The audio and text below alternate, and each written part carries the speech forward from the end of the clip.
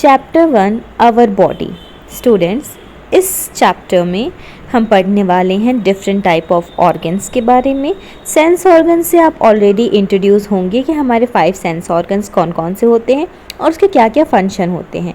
साथ में इस चैप्टर में हम पढ़ने वाले हैं, बिकॉज़ अब आप बड़ी क्लास में आ गए हैं तो अब आपको समझना बहुत ज़्यादा ज़रूरी है कि इंटरनल ऑर्गन्स क्या होते हैं और एक्सटर्नल ऑर्गन्स क्या होते हैं, और कैसे वो लोग जिनके पास ये सारे ऑर्गन्स नहीं होते हैं, हमारे सेंस ऑर्गन्स नहीं होते हैं, वो लोग कैसे वर्क करते हैं, वो लोग कैसे अपनी लाइफ स्पेंड करते हैं, इस बारे में भी हम इस चैप्टर में पढ़ने वाले हैं।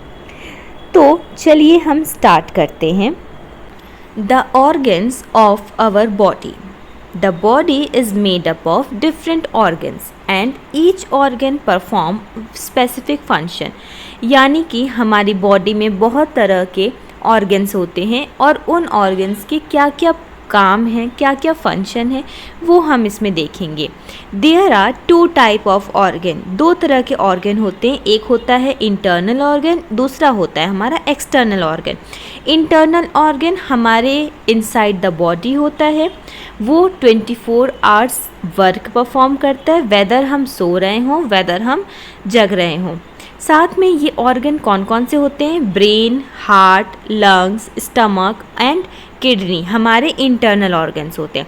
एक्सटर्नल ऑर्गन कौन से होते हैं? ऐसे ऑर्गन जो हमारे आउटसाइड आवर बॉडी, जो हमारे आउटसाइड बॉडी में, यानी कि जिन्हें हम देख भी सकते हैं और टच भी कर सकते हैं। ऐसी कौन कौन से ऑर्गन्स हैं, जल्दी बताइए। नेक, आर्म, हाँ, हैंड्स, लेग्स एंड फीट, ये सारे बच्चा हमारे एक्सटर्नल ऑर्गन्स हैं। ओके, सो अब हम एक्सटर्नल ऑर्गन्स को, एक्सटर्नल बॉडी पार्ट्स को हम थोड़ा डीप में पढ़ते हैं। सबसे पहले हमारा आता है head and neck. Head and neck हमारा कहाँ पे लोकेटेड होता है बॉडी पार्ट्स में? बॉडी में वो बच्चा हमारा होता है upper part of our body. Neck and head हमारा कहाँ लोकेटेड होता है? Upper part of our body. और यहीं पे हमारा ब्रेन भी हमारे हेड में होता है। और ब्रेन क्या करता है? हमारे सारे बॉडी पार्ट्स को कमांड देता है, यानी कि ऑर्डर देता है, इंस्ट्रक्शंस देता है। साथ में हमारी जो नेक होती है वो हमारे rest of the body part से हमें वो कनेक्ट करती है और हमें हेल्प करती है हमारे हेड को मूव करने में in the different directions. Okay, now chest and abdomen. Chest and abdomen क्या होता है? चेस्ट जो कि हमारा, ये दोनों हमारे कहाँ पे है? Centre of our body. ये हमारे बॉडी के सेंटर वाले पार्ट में पाए जाते हैं। और चेस्ट में जो इंटरनल ऑर्गन होता है वो होता है हमारा हार्ट और लंग्स, ठीक है। और इसको कौन प्रोटेक्ट करता है? हार्ट और लंग्स को इसको प्रोटेक्ट करते हैं हमारे rib cage. Okay, and abdomen, abdomen होता है, उसमें जो इंटरनल ऑर्गन्स होते हैं हमारा स्टमक होता है और हमारा लिवर होता है। और एब्डोमेन कहाँ होता है? चेस्ट के हमारे जस्ट नीचे जो हमारा जो बॉडी पार्ट होता है उसको हम एब्डोमेन कहते हैं, और इसमें हमारा स्टमक और लीवर होता है। Okay, now arms and legs. Arms and legs यानी कि हमारे हाथ और हमारे पैर। The arms and legs are located in the upper. दो हमारे जो आर्म्स हैं, यानी कि हमारे जो हैंड्स हैं, वो हमारे कहाँ होते हैं? अपर पार्ट में होते हैं। और जो हमारे लेग हैं, फीट है, वो कहाँ पे? हमारे लोअर पार्ट में है। हैंड हमें हेल्प करते हैं किसी भी चीज़ को होल्ड करने में, पकड़ने में, टच करने में, लिफ्ट करने में, यानी कि उठाने में। और हमारे जो लेग्स होते हैं हमें स्टैंड, खड़े होने में, चलने में, रन करने में, डांस करने में हमें हेल्प करते हैं। Okay, now internal body part. Internal body part में हमारे आ जाते हैं bones and muscles. Bones and muscles जिन्हें हम देख नहीं सकते, और ये क्या करते हैं बच्चा? मैंने स्टार्टिंग बताया था ना आपको, ये 24 आवर्स वर्क परफॉर्म भी करते हैं। बोन्स एंड मसल्स क्या हैं? हमारे largest part of our body हैं। ये हमारे बॉडी को एक अच्छा सा शेप देने में हेल्प करते हैं और साथ में एक अच्छा मूवमेंट भी हमें प्रोवाइड करते हैं। ये हमारा जो इंटरनल जो हमारे ऑर्गन्स होते हैं उसको कौन प्रोटेक्ट करता है? उसको प्रोटेक्ट करते हैं हमारे bones. Okay, now sense organ. Sense organ आप सबको पता है, आपने छोटी क्लासेस में अच्छे से पढ़े होंगे। सेंस ऑर्गन कौन कौन से होते हैं? Ears, eyes, nose, tongue and skin. ये हमें किस चीज़ में हेल्प करते हैं? देखने में, सुनने में, स्मेल करने में, टेस्ट करने में और टच करने में। हमें कोल्ड हो रहा है, हमें हीट हो रहा है, कैसे पता चलता है? हमें टच से ही तो पता चलता है। एक बहुत नॉर्मल सी बात बताती हूँ आपको। सेंस ऑर्गन आप जब भी आप इसको हम डिटेल में ही पढ़ने वाले हैं इस चैप्टर में बच्चा, लेकिन एक बात आप नोटिस करेंगे कि सेंस ऑर्गन हमारे जितने भी होते हैं ये हमारे ब्रेन को सिग्नल्स भेजते हैं, ये हमारे ब्रेन को कंट्रोल करते हैं। हमारे ब्रेन क्या करता है, इसको हमें मैसेज भेजता है। और वो मैसेज कैसे पहुंचता है ब्रेन को? वो पहुंचता है नर्व्स की वजह से। हमारी जो बॉडी में जो नर्व्स होते हैं, यानी कि जो हमारी नसें होती हैं, उसके हेल्प से हमारे ब्रेन को मैसेज पहुंचता है। ठीक है। Then the brain receive these messages and tells the part of our body to act accordingly। और उसके हेल्प से, जैसे ब्रेन को मैसेज रिसीव होता है, उसके हेल्प से जो हमारा बॉडी होता है वो उस तरीके से एक्ट करता है। फिर अब इसी चीज़ को हम थोड़ा डिटेल में पढ़ेंगे। आइज़ हमें हेल्प करती हैं। आइज़ अगर नहीं होती तो हम क्या अपने आसपास के सराउंडिंग्स की जो ब्यूटीफुल सी जो एक सीनरीज हैं वो हम देख पाते नहीं देख पाते। तो आइज़ आर क्या हैं? Eyes are our window to the world. ये हमें दुनिया देखने में हेल्प करती हैं, वर्ल्ड देख सकते हैं हम इससे। और जैसे कि कलर्स, शेप हम किसके हेल्प से देख पाते हैं? अपनी आइज़ के हेल्प से देख पाते हैं। हमारी आइज़ में एक इमेज फॉर्म होती है और वो इमेज हमारे ब्रेन को सेंड होती है, और वहाँ से हमारे जो किसके हेल्प से? नर्व्स की हेल्प से। ठीक है। और फिर हमारा जो ब्रेन होता है वो अलग अलग ऑब्जेक्ट्स को आइडेंटिफाई करता है हमारे आइज़ के हेल्प से।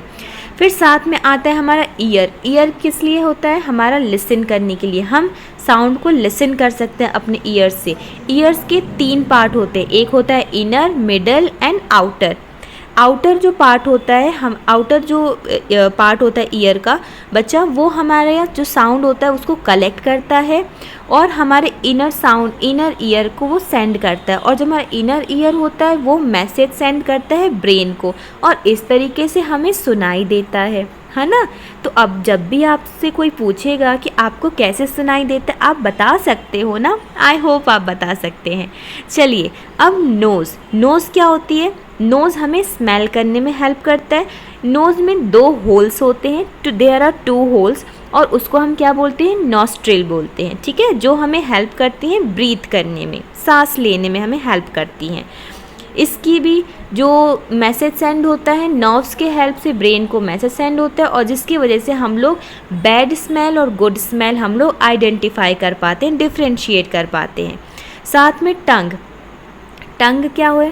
टंग में हमारे बहुत सारे टेस्ट बर्ड होते हैं, जिसकी वजह से हम लोग फूड को आइडेंटिफाई कर पाते हैं कि ये स्वीट है, सॉर है, बिटर है, कैसा है ये, है ना, या स्पाइसी है।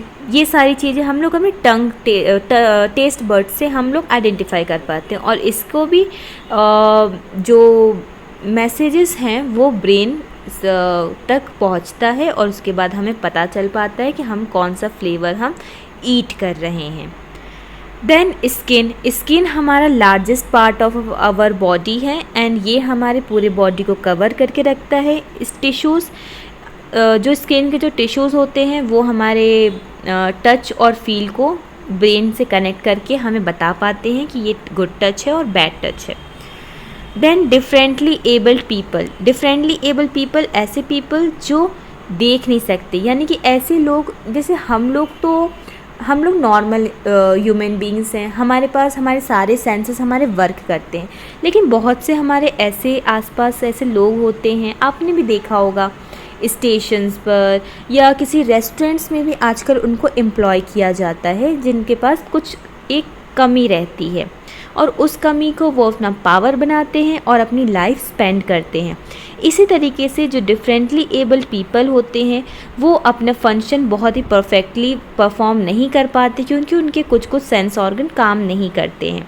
और इसी का बहुत ही अच्छा एग्जाम्पल है हमारे हेलन केलर और सुधा चंद्रन। इन्होंने बहुत ही अच्छे तरीके से, जैसे कि मैं हेलन केलर की आपको शॉर्ट में स्टोरी बताती हूँ। हेलन केलर एक बचपन से, जब वो बॉर्न हुई थी तब तो वो डेफ नहीं थी,